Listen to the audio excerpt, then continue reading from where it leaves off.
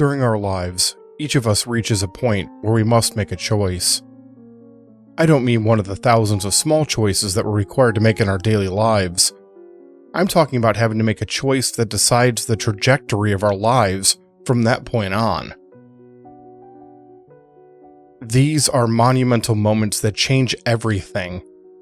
Marrying the person that you love, for example, or leaving your job of many years to pursue what truly makes you happy. Or perhaps, just perhaps, a decision must be made that will either keep you walking in the light or send you down a much darker path. Join me for 2 stories as we examine some of the more horrifying twists and turns you'll find upon a crooked road. Today's first story is Crossroads.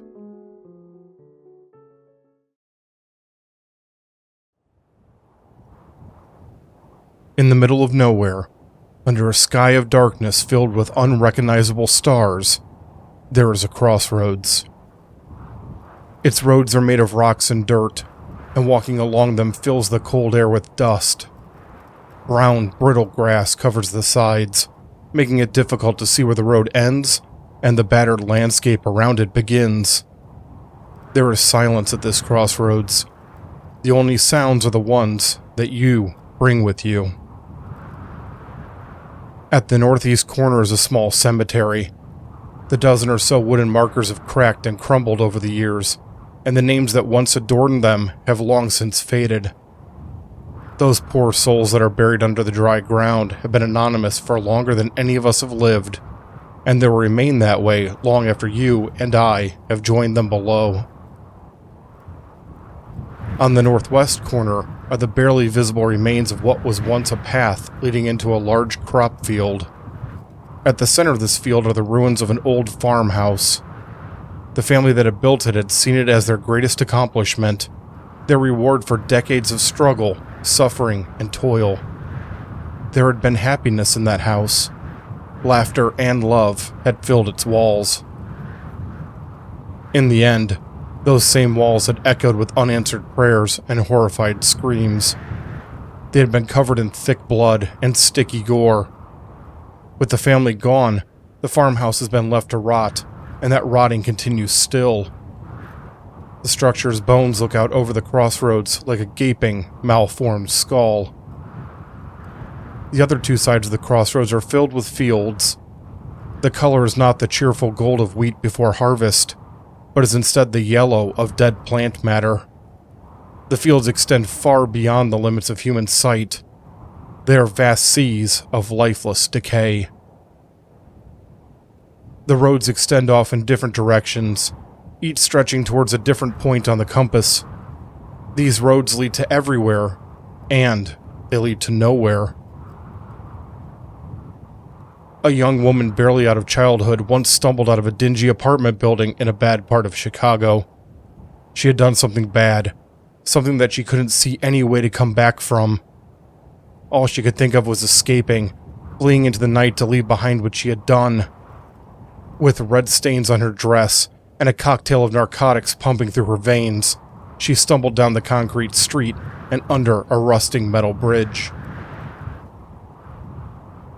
Less than an hour later, she hung 3 feet off the ground inside the remains of the farmhouse, a broken piece of timber from the first floor ceiling shoved through her mouth and out the back of her skull.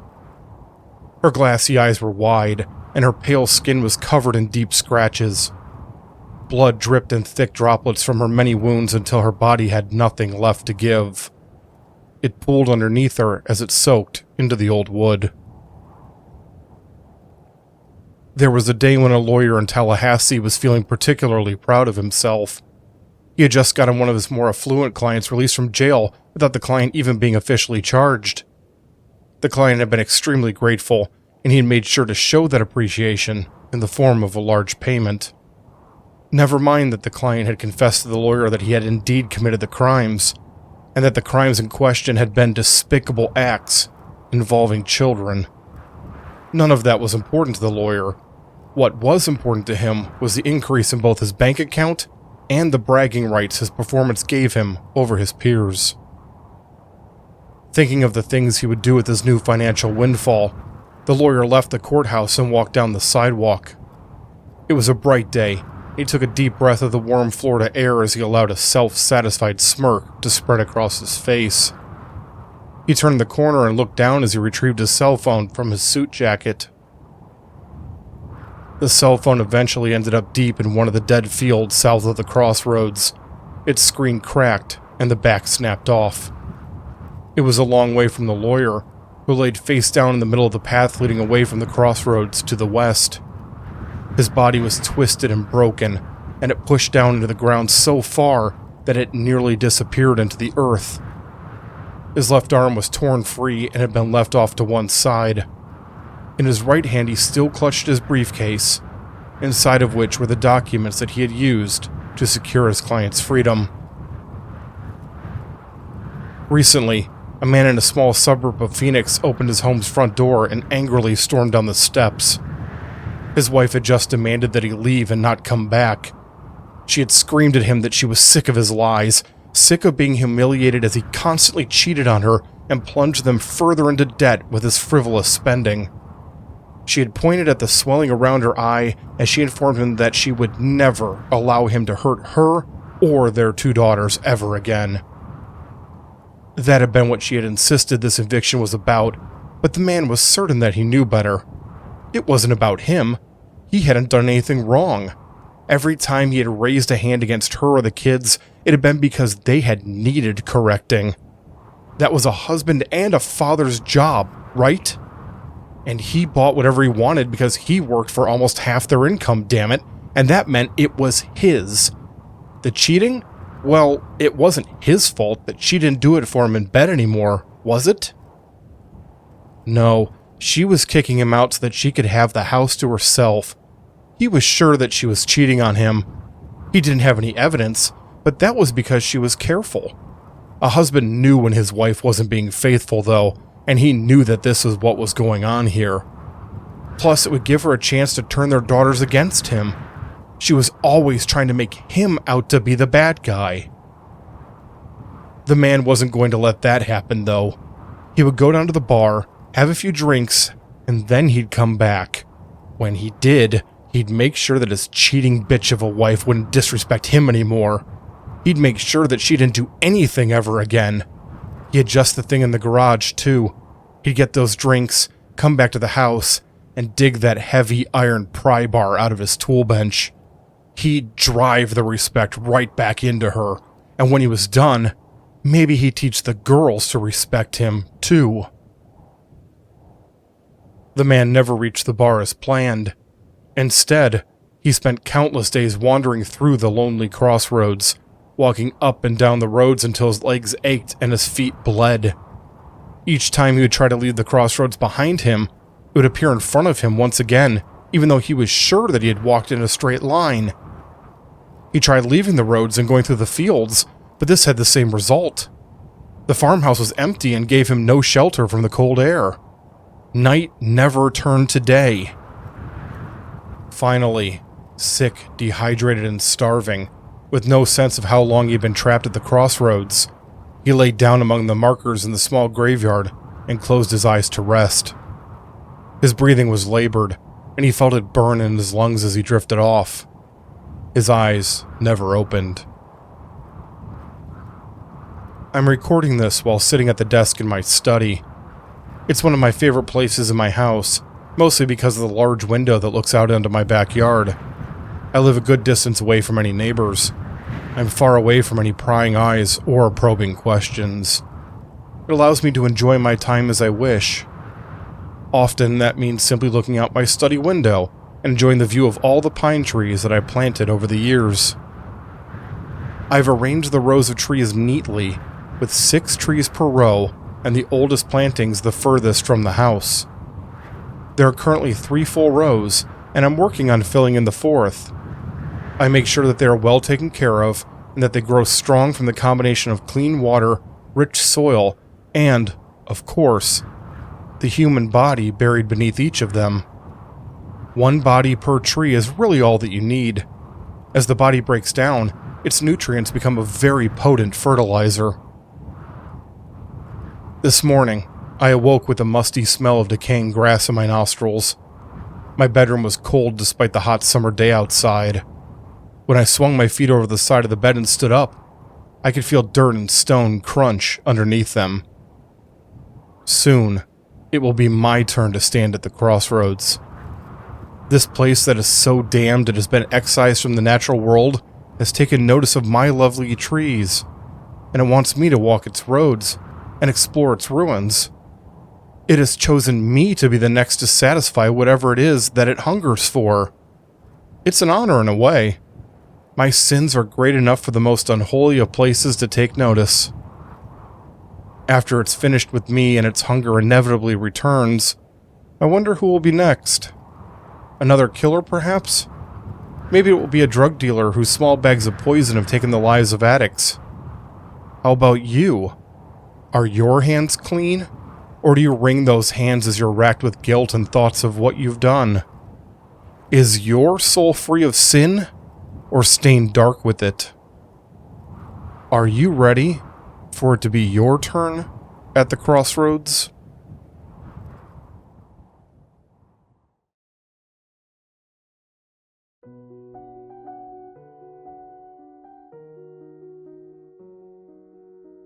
A dark place for those that make dark decisions.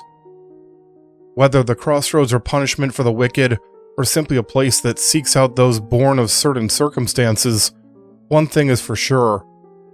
It is the final resting place for all those that catch its attention. Our second story involves a simple prayer from a simple man. Devotion, after all, can be one of the most powerful decisions that we make. What we show devotion to? Well, that can say as much about a person as anything. This is a prayer.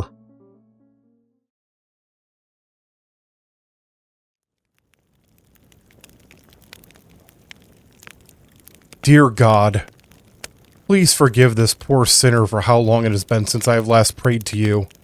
I swear that it wasn't because of a lack of faith or loss of wanting to be wrapped in your grace. Earthly matters have taken up my attention over the past few weeks, and while I know that's no excuse for allowing a lapse in my prayers, I also know that you see all, and that you know my time has been spent in service to you. I attended a church service yesterday that moved me profoundly. There was a guest speaker, a Reverend David Holloway. Truly you have given him great gifts, Lord, as his sermon filled the entire congregation with the warmth of your glory. He spoke of your many works, and of the need for your people to go out into the world and spread your word so that the world might perform its own works in line with your example. It was a call to action, one that filled us to overflowing with love and light, more than enough to pass on to our fellow man. Later that evening, I sat at home thinking about the sermon, and I suddenly realized just how far I've come. I don't think anyone really understands and appreciates the extent of their personal journey while it's happening, not unless they really sit back and take honest stock of it. For so many years, I was a lost lamb with no flock. I was alone, scared, and feeling that the world had no use for me. If I had met someone like Reverend David then, I'm certain that he would have brought me into the light of your love, but alas, that was not to be.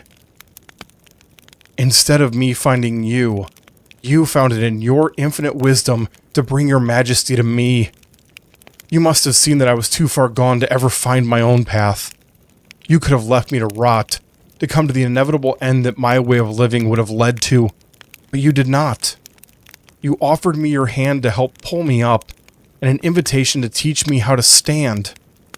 My gratitude for that, and all that you've given me since, knows no bounds. It amazes me that so many people speak of their devotion to God, but don't truly understand what God is. In the Bible, John 4:24 proclaims that God is spirit, and those who worship him must worship in spirit and truth. There are many examples within the book's pages that reinforce this concept. A whisper on the night wind, a voice from a flaming bush, and more.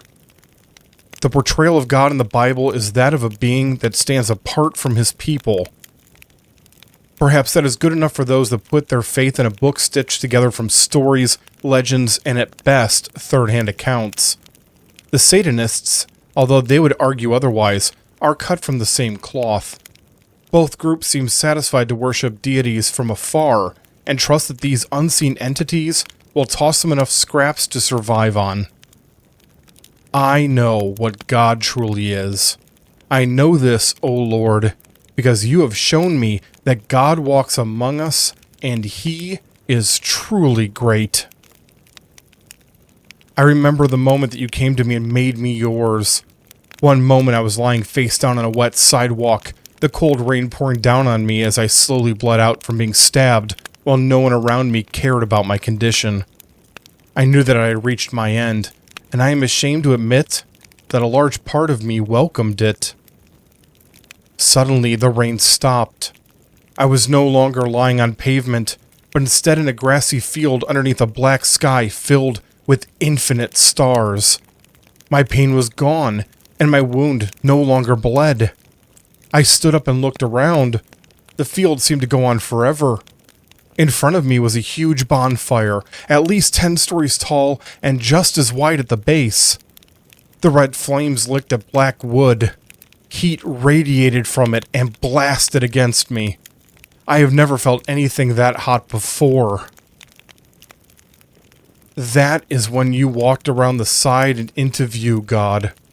No, walked isn't the right word. There was purpose and power behind every movement. It was like a storm rolling in. I apologize, Lord. Language has limitations that act as shackles on describing you and your ways. You approached me, and you towered over me. I was nothing to you. I was less than a single thread in the infinite tapestry of existence, and you were the weaver of that tapestry. The human mind is not equipped to handle the sight of God. I could process certain aspects of you, but not everything that stood before me. Your great antlers extended from your inconceivable faces, their broken points replaced by flickering fire. Your skin was like onyx that was constantly shifting and changing. Your 3 faces looked towards me and through me and at everything else in your kingdom. Your 4 legs dug into the earth like pillars supporting a temple. I fell to my knees before you. I was nothing, and you were all. To my amazement, though, you reached down and pulled me back up. You looked directly into my eyes and saw all that I was and all that I could be. And you found me worthy. Without you saying a word, I knew that I would walk with you for the rest of my life. Tears of joy filled my eyes as I accepted my place at your feet. You laid one of your great hands upon my head and baptized me before the great bonfire with blood so hot it boiled. As it poured down upon me, it scorched and burned the words of your scriptures directly into my soul. While lesser religions rely on the written word to pass along their messages, I feel and know every syllable of your decrees at all times. I am truly one with God. When you had finished, I looked up at your glory once more and knew that I was now a part of the one true faith. My God doesn't look down on his people from a cloud in the sky or up at them from a dank pit. No, my God walks among us, culling the weak and creating the strong. His judgment is of blood and flame. Those that do not heed his words shall be broken in the dirt before him and devoured in his many jaws. Since that moment of my rebirth, I have sought to spread your message as you commanded. In your infinite wisdom, you saw that this is a task that I am well suited for. I do not have the way with words necessary to grow your church like Reverend David, but I have the tools to bring your will to the non-believers. Just last night, I shared your will in accordance with your scriptures with an affluent family in Virginia. I entered their home in the night and brought them together in the largest room on the first floor of the house. One by one, I burned your mark into their foreheads, baptizing them with searing heat, as you had once done for me. I then spilled their blood and poured it into their mouths in holy communion. With their souls ready to offer to your eternal embrace, I brought the flames of the great bonfire to the house to cleanse it with fire. I hope that you have accepted these small offerings, and the many that I sent to you before them. I shall continue to follow your words and ways all the days of my life. I am yours, O Lord, forever and ever. Amen.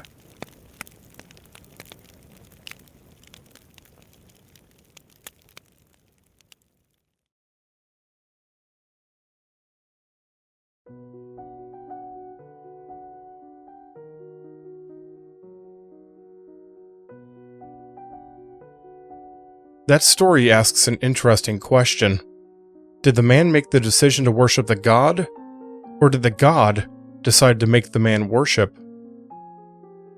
I hope that you enjoyed these two stories. If you did, please help us get the word out about the podcast. Share it, subscribe to it, and let us know what you thought in the comments. Every little bit helps more than you know. Thank you for listening, and remember, always choose your direction carefully when you set foot upon a crooked road.